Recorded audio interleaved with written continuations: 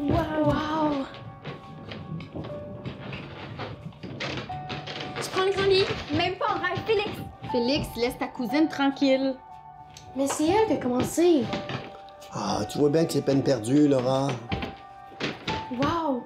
Maya, t'as vu la vieille télé? Wow! Pensez-vous qu'elle pogne le câble? Eh bien, en fait, pour avoir le câble, il vous faudrait ceci. Allez, mettez vos cellulaires et vos pédales intelligentes. Maman, là... Pas de négociation. 10 jours au chalet, c'est 10 jours sans écran. Wow! C'est un film, ça? Pas besoin du câble pour le lire. Ben voyons donc, Félix, pas besoin de voir un film pour entendre la légende de la coureuse des grèves. Comment ça? Eh bien...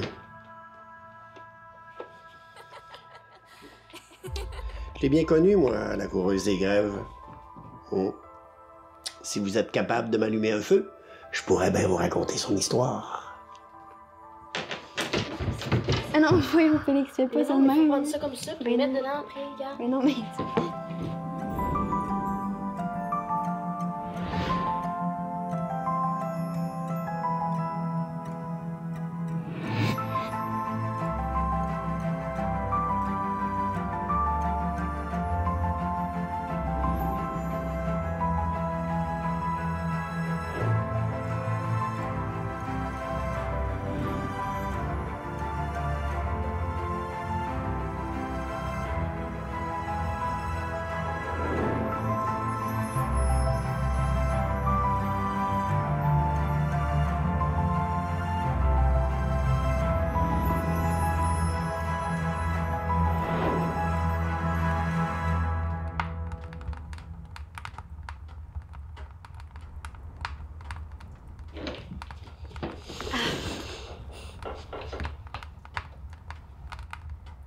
Voyons voir.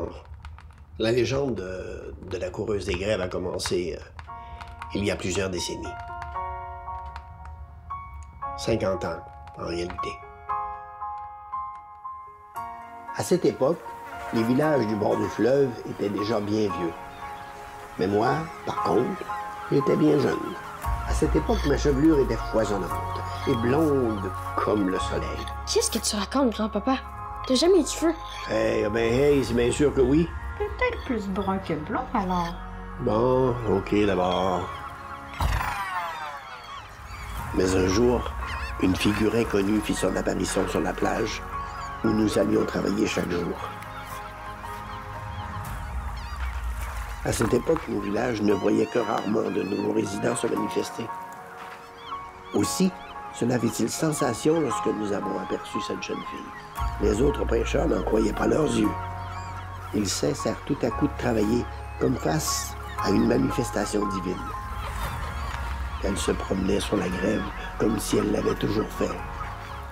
Elle se dirigeait vers nous, sourire aux lèvres, mais semblait à peine nous remarquer. Beaucoup plus intéressée par les fleurs et les coquillages que par nous. Ce fut la toute première fois, mais pas la dernière. Elle revint chaque jour après ce premier jour. Elle fut surnommée la coureuse des grèves, car c'était le seul endroit où on l'apercevait. Mes amis tentaient bien de l'ignorer pour continuer leur labeur. Sinon, ils auraient fait comme moi. Ils l'auraient regardé aller jour après jour. Elle, cependant, décida un jour de venir à notre rencontre, nous offrant généreusement ses trouvailles.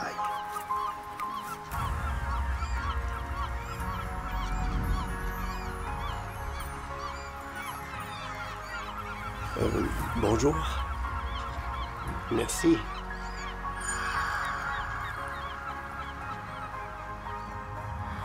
J'ai fait très bonne impression. Elle est immédiatement tombée sous mon charme.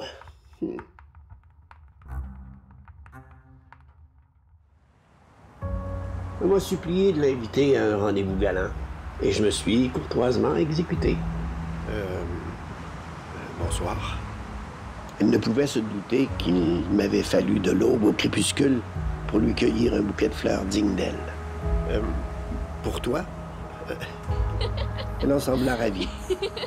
Il m'offrit en retour le plus beau des sourires, ainsi qu'un coquillage qui semblait fait d'or pur. Des trésors plus précieux que tout ce que je possédais.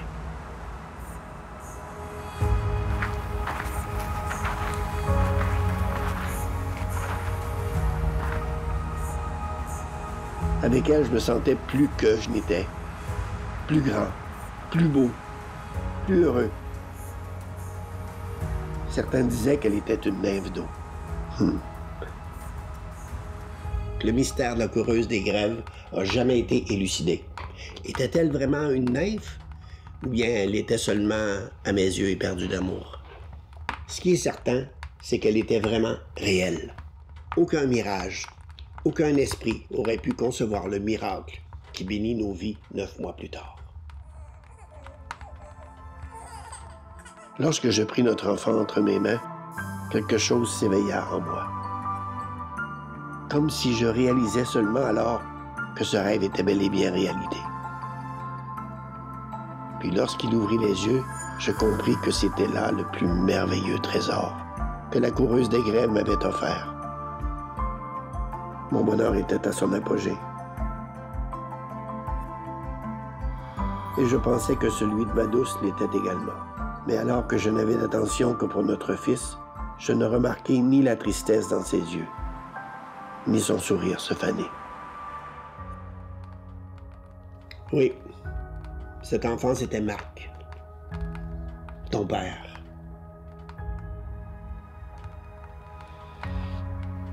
Mais la mère de Marc...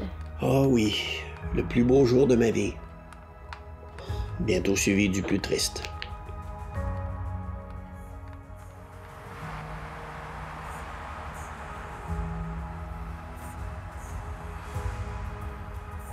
Le lendemain, le sable me semblait froid. Les coquillages jonchaient la plage, nombreux, et les fleurs apparaissaient ternes. Un silence de deuil planait sur la plage, où l'on ne croisa pas la coureuse des grèves ce matin-là.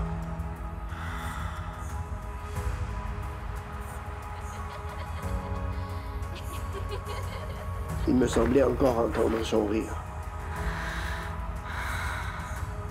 Pourtant, je l'avais entendu pour la dernière fois.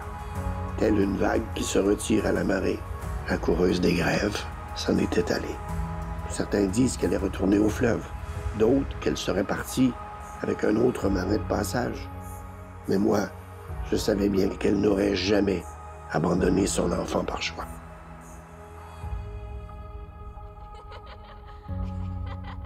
Alors, tu ne l'as jamais revue, grand-maman?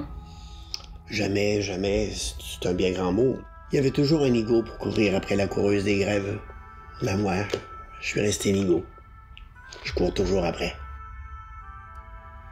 Cette disparition, ça me rappelle le père d'une amie. Raconte! Il ne faut pas abuser de bonnes choses. Il est tard. Ce sera une histoire pour demain soir. Bonne grand-papa. Oui. La grand-mère de Félix, vous l'avez jamais retrouvée, n'est-ce pas?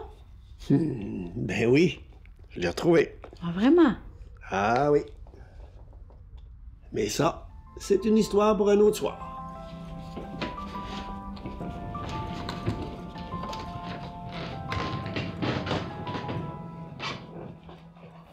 Selon la légende, on pouvait trouver à Québec une antique échoppe. Et dans cette antique échoppe, on pouvait trouver un artisan fort habile, trop vieux même pour qu'on se rappelle de son nom.